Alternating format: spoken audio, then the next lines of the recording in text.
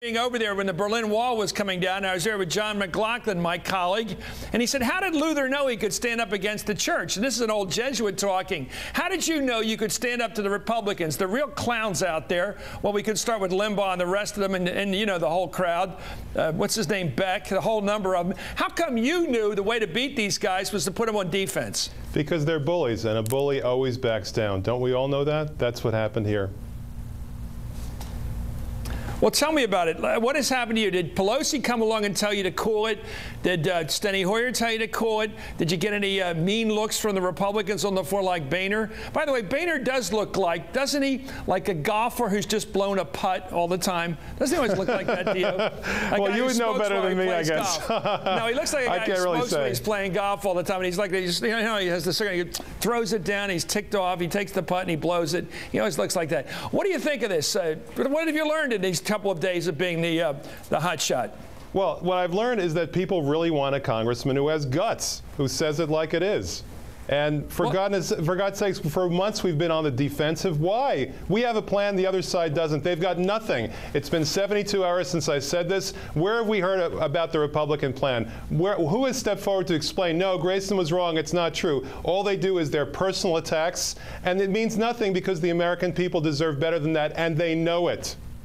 Well, how come we've spent now 50-some years going back to Harry Truman with nightclub comics, all the way back to Alan King, talking about doctors and people talking about HMOs and the problems of getting any kind of payment when you have a problem and all these problems of health insurance. The status quo has never looked so sweet as when the Republicans started to attack the Democrats. Why didn't the Democrats spend the last year attacking the way things are as a way of getting them fixed? Isn't that how you get a tire fixed? You say it's blown out? They bought into the storyline. You don't say how great the tire's going to be when it gets fixed. You say the tire's a blowout, you got to fix it. Why don't the Democrats go after the problem and say they're going to fix it and saying, gee whiz, I got this new idea. The new idea thing hasn't worked. It's the problem you got to focus on. Well, you're absolutely right. They bought into this storyline, the Democrats, that there was a need for bipartisanship. The Republicans never intended anything resembling bipartisanship, not on this issue, not on any other issue. And now we understand, since I spoke out, that the cost of delay is death. We have 44,789 Americans who die every year because they don't have health insurance. This is a Harvard study. You don't have to take my word for it. It's in a peer-reviewed journal. 122 Americans die every single day. So now the storyline shouldn't be any longer which Republicans are going to join the bill. The storyline should be, how can we save these American lives?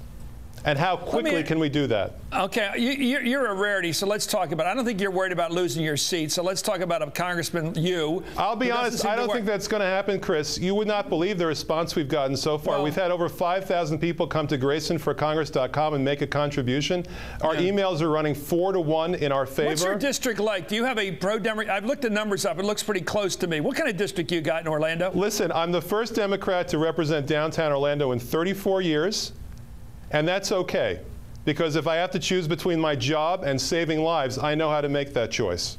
Now, the Republicans have said, the National Republican Congressional Committee Executive Director said, Grayson is our #1 target for 2010. And maybe I'll be drawing other people's fire. I don't know. But I do know that I'm going to make the right choice, and I do know that Democrats, Republicans, Independents, they want somebody with guts. Are the Republicans on the floor circling for you? I remember back in '93 when Marjorie Margolis, who had the guts to vote for the Clinton budget, the tax increase back. It wasn't a tax increase for regular people, by the way. It was for the rich. They were all dancing and singing on the floor of the House that you're about to go goodbye, Marjorie. Are they circling around you because you've shown some cojones on this thing? They think they've got you. Well, we'll see. You know, we'll see how it goes. But certainly, if they don't feel that way already, they sure will, because I'm going to continue to speak out. I'm looking for some insight here.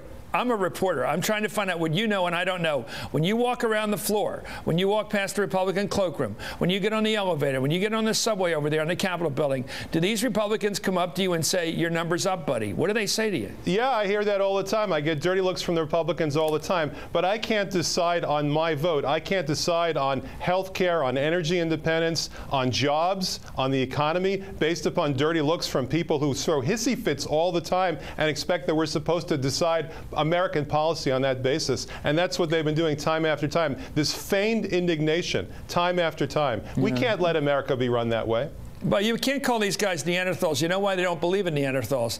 They believe it's all about 3,000 or 4,000 years. All we've got is about 3,000 or 4,000. They don't buy this thing of Lucy and way back 4 or 5 million years. They don't buy all that, by the way. So this calling them Neanderthal doesn't hurt these guys. You know that, don't you? Well, actually, I said knuckle-dragging Neanderthals, and one of them came up to me on the floor. I won't tell you who. He came up to me and he said to me, "I don't like you talking about me that way." And I said, "I wasn't talking about you." And he said, "I think you were talking about me." He was trying to prove to me that he was a knuckle-dragging Neanderthal. I said, "No, no, no. I'm serious. I wasn't talking about you. Look at your knuckles. There's no calluses." Okay, well, let's talk about real people and real problems. My thinking is that you want to make health insurance accessible, affordable. Everybody's got to chip in to the ability they can. Nobody's getting a free ride here. Talk about why it matters to you. I want some heart here. Oh, listen, why it matters to me. I was so sick when I was growing up as a child. I had to go to the hospital 4 times a week for treatment.